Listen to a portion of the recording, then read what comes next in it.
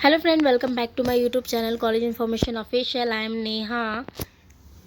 Delhi DElEd का entrance exam आपका आने वाला है, जिसके लिए प्रिपरेशन आप लोग कर भी रहे होंगे और मैं आपको करवा रही हूँ। ठीक है, तो फर्स्ट मैंने कंप्यूटर का पूरा सिलेबस करवा दिया है, उसका डिस्क्रिप्शन में लिंक डला है। जिसने नहीं देखा वो देख लीजिए, जिसने देख लिया अच्छी बात है, बाकी जिसने नहीं देखा वो देख लीजिएगा। और हाँ, डीएलएड एंट्रेंस एग्ज़ाम प्रिपरेशन के नाम से 2025 के नाम से एक प्लेलिस्ट भी बनी हुई है चैनल पे, आप वो भी विज़िट कर सकते हैं। डिस्क्रिप्शन में उसका भी लिंक है, आप देख लीजिएगा जाके। आज हम जो इसकी प्रिपरेशन आज भी एक जो ये मैं वीडियो बना रही हूँ वो भी प्रिपरेशन पे है। पॉलिटिकल साइंस का पूरा सिलेबस करवाऊँगी मैं, तो कुछ पार्ट्स में होगी ये भी वीडियो। तो लेट स्टार्ट करते हैं। आपके सिलेबस के अकॉर्डिंग ये वीडियो बना रही हूँ, ठीक है। तो सबसे पहले है पार्लियामेंट। पूरा वीडियो देखिएगा पहले तो, ठीक है, लास्ट तक पूरा वीडियो देखिएगा, तभी आपको समझ में आएगा क्या क्या पॉइंट्स हैं और क्या क्या टॉपिक्स हैं, ठीक है। और कोई डाउट हो तो कमेंट बॉक्स में ज़रूर पूछ लेगा, ठीक है। तो सबसे पहले हम याद करते हैं, पहले पढ़ते हैं पार्लियामेंट। पार्लियामेंट है क्या?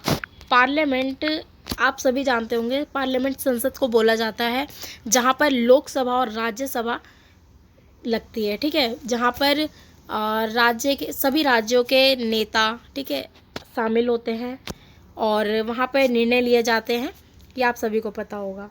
तो सबसे पहले है संसद भारत का सर्वोच्च निकाय है। भारतीय संसद में राष्ट्रपति और 2 सदन राज्यसभा और लोकसभा शामिल होते हैं। मतलब कि जो भारतीय संसद है उसमें राष्ट्रपति और दो सदन, मतलब राज्यसभा और लोकसभा, ठीक है, ये क्या होते हैं, शामिल होते हैं। राष्ट्रपति के पास संसद के सभी सदन को बुलाने और स्थगित करने या लोकसभा को भंग करने का अधिकार होता है।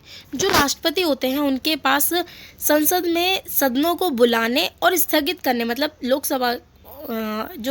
लोकसभा को भंग करने का अधिकार होता है, मतलब उनके पास एक राइट होता है, ठीक है। अब आगे बढ़ते हैं। आगे है संसद में कुल कितने अंग होते हैं, ठीक है। तो सबसे पहले संसद के अनुसार भारत की संसद में 3 अंग होते हैं। कौन कौन से अंग होते हैं?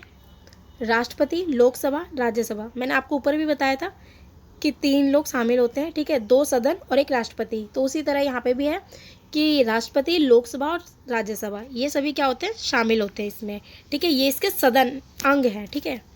अब है नेक्स्ट टॉपिक है आपका सदस्यों की संख्या। सबसे पहले हम सदस्यों की संख्या जानेंगे कि सदस्यों की संख्या कितनी होती है लोकसभा संसद में, ठीक है। तो राज्यसभा, सबसे पहले राज्यसभा की सदस्यों की अधिकतम संख्या 250 होती है।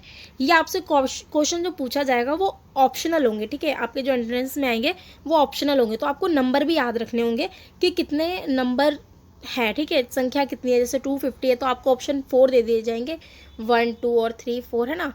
तो इनमें आपको फिर अलग अलग दे दिया जाएगा, तो उसके हिसाब से आपको अच्छे से याद करना है ताकि आप सही ऑप्शन को टिक करके आएँ।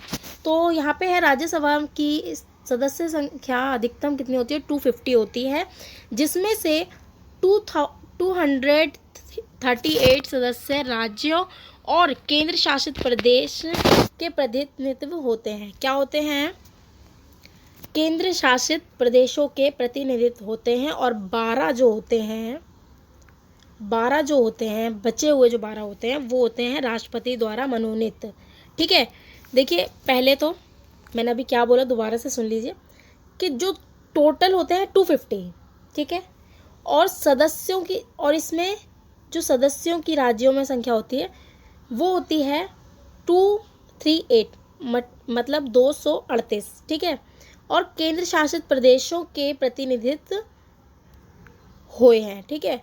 मतलब जो सदस्य होते हैं वो टोटल संख्या कितनी होती है, 250 होती है, और 238 मतलब 238 सदस्य राज्यों और केंद्र शासित प्रदेशों के प्रतिनिधित्व होते हैं। किसके? केंद्र शासित के, ठीक है। और 12 जो होते हैं वो राष्ट्रपति द्वारा मनोनीत होते हैं। मतलब राष्ट्रपति अपने अकॉर्डिंग उन्हें अलग अलग कार्य देता है, ठीक है। अब यहाँ पे देखिए, राज्यसभा में वर्तमान में 245 सदस्य हैं किसमें, राज्यसभा में। इन सदस्यों में से 233 राज्यों और 12 सदस्यों को राष्ट्रपति द्वारा केंद्र शासित प्रदेशों में निर्मित किया गया है। मतलब कि अभी भी हम वर्तमान में देखेंगे तो 245 जो सदस्य हैं वो हैं, ठीक है, राज्यसभा में, लेकिन उनमें से 233 मतलब 233 जो सदस्य हैं उनको राज्यों में मनोनीत किया गया है, और जो 12 सदस्य हैं उनको राष्ट्रपति द्वारा मतलब राष्ट्रपति के द्वारा केंद्र शासित प्रदेशों में निर्मित किया गया है, उनको वहाँ पे रखा गया है, ठीक है। अब है लोकसभा, ठीक है। लोकसभा में क्या है, दोनों में देखिए आप याद करके रखिएगा तो आपको कन्फ्यूज़न नहीं होगी, ठीक है। बाकी मैंने पॉइंट्स लिख रखे हैं, आप देख लीजिए।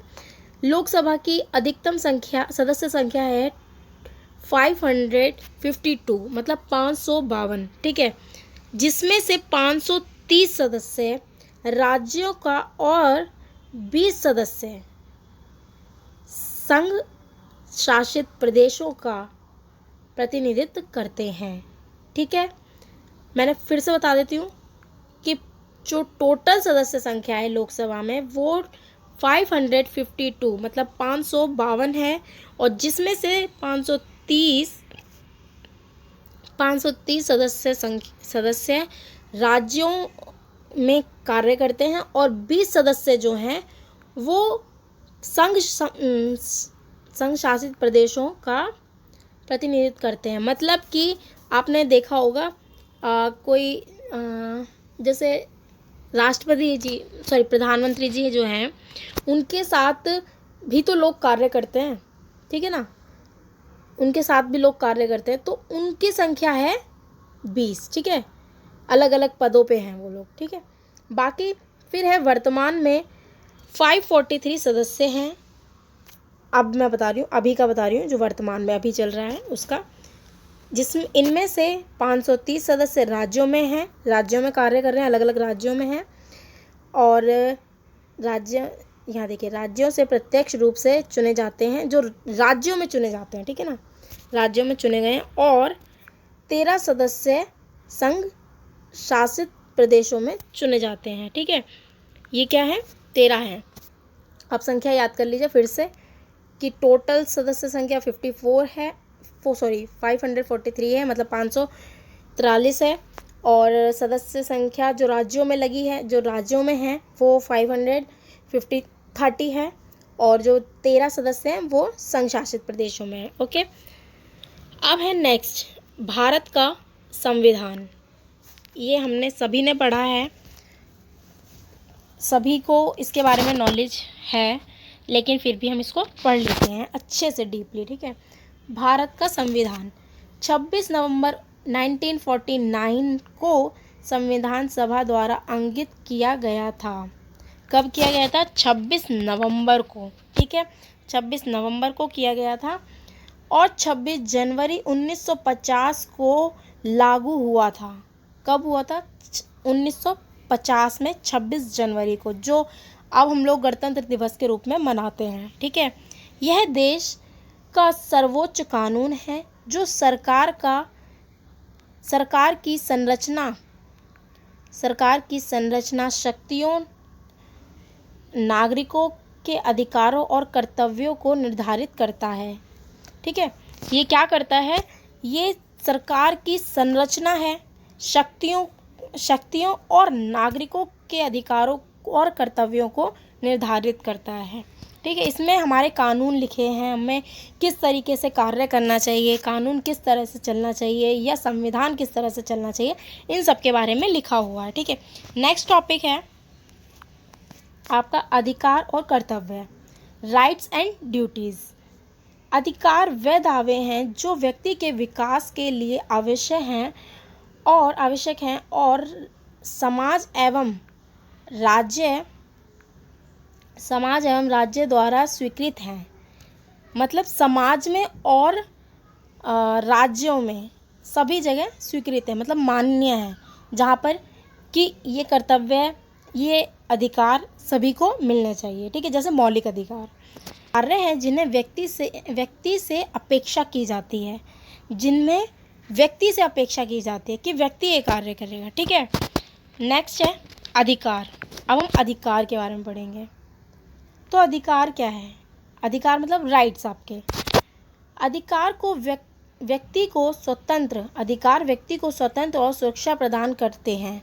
अधिकार जो होते हैं वो व्यक्ति को सुरक्षा और स्वतंत्रता दोनों प्राप्त करते हैं। ठीक है, नेक्स्ट, यह बताता है कि व्यक्ति समाज, राज्य, अन्य व्यक्तियों के साथ कैसे व्यवहार करे और उनसे क्या उम्मीद करे। मतलब व्यक्ति किस तरह से लोगों से बातचीत करे, किस तरह से व्यवहार करे और किस तरह से कार्य करे। व्यक्ति, यहाँ पे क्या लिखा गया है कि व्यक्ति किस तरह से कार्य करे, मतलब सभी से किस तरह की उम्मीद रखे। जैसे आप लोग जैसे आपके कर्तव्य है, जैसे कानून में लिखा है कि आपको जो ट्रैफिक रूल्स हैं उनको मानना है। ठीक है, तो वो आपको किस तरह से मानना है वो लिखा हुआ है। ठीक है, अब है अधिकार।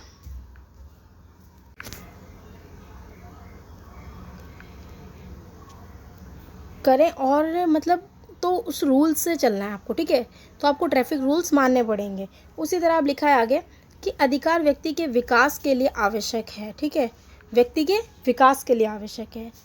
अब है नेक्स्ट पॉइंट आपका, कर्तव्य क्या है? कर्तव्य समाज और अन्य व्यक्तियों के प्रति जिम्मेदारियों को दर्शाते हैं। मतलब कि आपको अन्य व्यक्तियों को किस तरह से के प्रति जिम्मेदारी, मतलब किस तरह से कार्य करना चाहिए या फिर आपको किस तरह से लोगों से व्यवहार रखना चाहिए, ये बताता है कर्तव्य। ठीक है, अब है कहाँ गए, ये बताता है कि व्यक्ति को समाज और राज्य के प्रति क्या करना चाहिए, समाज के लिए और राज्य के प्रति क्या करना चाहिए। जैसे कि हमें लोग, जैसे अगर किसी एक देख लेते हैं, जैसे स्कूल में होता है। ठीक है, स्कूल है, अब हमारा क्या कर्तव्य है, हम अगर स्टूडेंट हैं, अगर आप स्टूडेंट हो तो आपको क्या करना चाहिए, स्कूल में जैसे क्लासरूम में अच्छा एनवायरनमेंट रखना चाहिए और साफ़ सफाई रखनी चाहिए। तो ये क्या है, हमारा कर्तव्य है, ये हमारा क्या है, कर्तव्य है। उसी तरह कर्तव्य एक दायित्व है जो किसी विशेष कार्य को करने या ना करने में संबंध में व्यक्ति के उत्तरदायित्वों को संदर्भित करता है। मतलब ये इंसान के उत्तरदायित्व को बताता है। ठीक है, तो ये करना ज़रूरी है, ये हमारे कर्तव्य हैं, ये हमें करने चाहिए। ठीक है, नेक्स्ट पॉइंट है फंडामेंटल राइट्स। अब हम फंडामेंटल राइट्स के बारे में पढ़ेंगे।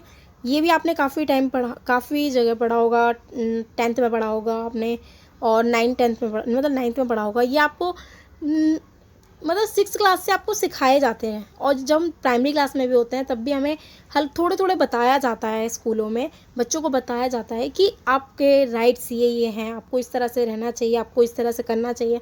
तो ये सब आपको बताया जाता है, शुरू से ही आपको सिखाया जाता है।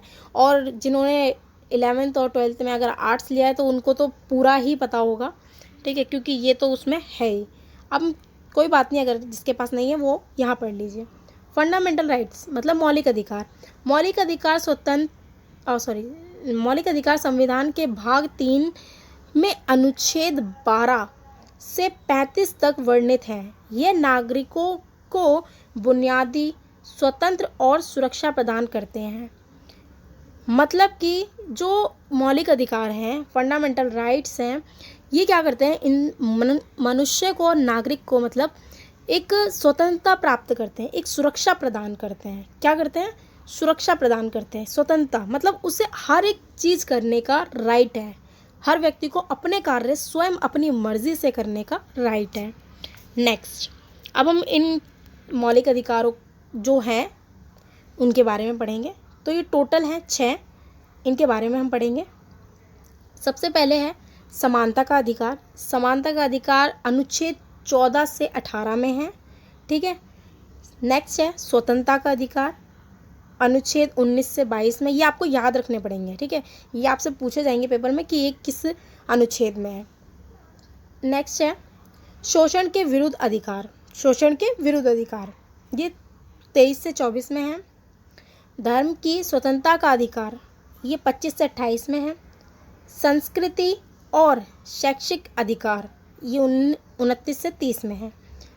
संवैधानिक उपचारों का अधिकार 32 में, ठीक है। ये आपके मौलिक अधिकार हैं, इनको अच्छे से याद करिएगा और इनके जो अनुच्छेद हैं ये ज़रूर याद करिएगा क्योंकि ये आपसे पेपर में पूछे जाएंगे, ठीक है। बाकी हाँ जी, आगे आइए। अब हम करेंगे मौलिक कर्तव्य, ठीक है। मैंने अभी कर्तव्यों के बारे में बताया था ऊपर भी, तो अब हम कर्तव्यों के बारे में पढ़ेंगे। मौलिक कर्तव्य संविधान के भाग 4 में अनुच्छेद 51A में सूचीबद्ध है, मतलब सूचीबद्ध लिखा हुआ है, ठीक है। यह नागरिकों के नैतिक दायित्व है कि वह राष्ट्र की प्रगति और कल्याण में योगदान दें। मतलब राष्ट्र की जो प्रगति हो रही है उसमें और कल्याण में, मतलब अच्छे कार्यों में योगदान दें अपना, ठीक है। तो उसके बाद ये पॉइंट्स हैं कुछ। संविधान का पालन करना, ये मतलब इनके जो कर्तव्य हैं, ठीक है, मौलिक कर्तव्य हैं, उनके कुछ पॉइंट्स हैं जो आपके लिए हैं, ठीक है, जो आपको याद रखने हैं। संविधान का पालन करना और उसके आदर्शों का सम्मान करना, ओके। नेक्स्ट है भारत, मतलब एक बार ये समझा देती हूँ दोबारा से कि संविधान का पालन करना मतलब जो संविधान में लिखा है आपको कि इस तरह से कार्य करना चाहिए, आपके ये राइट्स हैं या आपके जो ये आदर्श हैं इनको मानना चाहिए, ठीक है। तो इन सबको क्या करना चाहिए, हमें सम्मान करना चाहिए। नेक्स्ट और अखंडता की रक्षा करनी चाहिए, हमें क्या करनी चाहिए, रक्षा करनी चाहिए। इन सबको एक करके रखना चाहिए, मतलब हिंसा का साथ नहीं देना चाहिए, की रक्षा करना। और जब आवश्यक हो राष्ट्र सेवा करना, मतलब जब भारत को, हमारे देश को ज़रूरत हो हमारी, तो उसके लिए खड़े होना, ठीक है। नेक्स्ट पॉइंट है आपका देश के लिए अपने कर्तव्यों के प्रति सचेत रहना और हमेशा बेहतर करने का प्रयास करना, मतलब कि अच्छा करने का प्रयास करना। आप जैसे भारत में कोई भी गलत कार्य नहीं करना चाहिए, हमें अच्छा कार्य करना चाहिए और कहते हैं देश की प्रगति का कार्य करना चाहिए, ठीक है। तो ये था आपका टॉपिक, मतलब लास्ट तो नहीं कहूँगी मैं, इसके और भी पार्ट्स आएंगे आपकी वीडियो, और भी वीडियो डालूँगी, लेकिन ये कुछ टॉपिक्स थे उनको आप अच्छे से कवर कर लीजिए। जो नहीं समझ आया उसको कमेंट करके पूछ लीजिएगा। बाकी और भी अगर आप कहेंगे तो और भी टॉपिक्स पे मैं, और भी सब्जेक्ट्स पे मैं वीडियो बना दूँगी। और कोई डाउट हो तो कमेंट करके पूछ लीजिएगा। वीडियो पसंद आए तो प्लीज़ लाइक करना, शेयर करना और सब्सक्राइब ज़रूर करना और बेल आइकन भी दबाना ताकि कोई भी वीडियो मैं डालूँ तो आपके पास सबसे पहले नोटिफिकेशन आए। तो प्लीज़, थैंक यू।